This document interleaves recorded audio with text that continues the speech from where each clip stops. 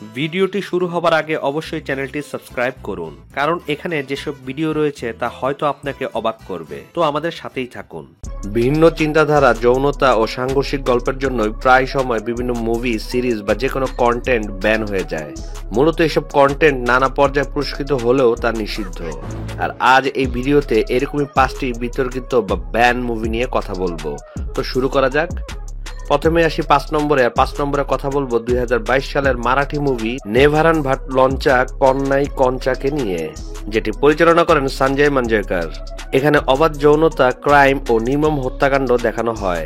এছাড়া শিশু পর্নোগ্রাফিও মুভিটিতে বিদ্যমান, যার ফলে এটি নিষিদ্ধ করা হয়। পরবর্তীতে বেশ কিছু দৃশ্য কর্তন করে তা পর্দায় প্রদর্শিত হয়। মুভিটির প্রধান চরিত্রে অভিনয় করেন ছায়া কদম, রোহিত হালদিকার ও কাশ্মীরা শাহ সহ আরো অনেকে। 4 নম্বরে কথা বলবো দি 10 এন্ড মুভিটিকে নিয়ে, যেটি 2021 সালে রিলিজ পায়। মূলত এই মুভিটি বয়ঃসন্ধির প্রেমের জন্যই বেশ আলোচিত, যেখানে 12 বছরের এক ছেলের অনুভূতি, ভালোবাসা ফুটে ওঠে। এখানে প্রধান চরিত্রে অভিনয় করেছেন শামিতা শেট্টি। ভিন্ন ধরনের গল্প হলেও এই মুভিটি সকলের বেশ ভালো লাগবে।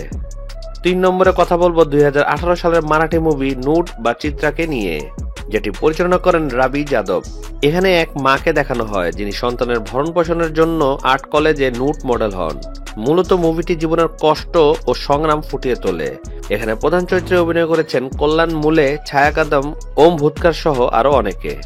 ভারতে বিতর্কিত হলেও আন্তর্জাতিকভাবে এই মুভিটি বেশ সমাদৃত। 2 নম্বরে কথা বলবো 2018 সালের মুভি গার্বেজকে নিয়ে, যেটি পরিচালনা করেন গান্ডুর পরিচালক কৌশিক মুখার্জি। সম্পূর্ণ ভারতে নিষিদ্ধ এই মুভিটিতে যৌনদাসী, সমকামিতা, পর্নোগ্রাফি বেশ সাবলীলভাবেই ফুটে ওঠে। এছাড়া মুভির বেশ কিছু দৃশ্য রয়েছে যা প্রচারের অযোগ্য।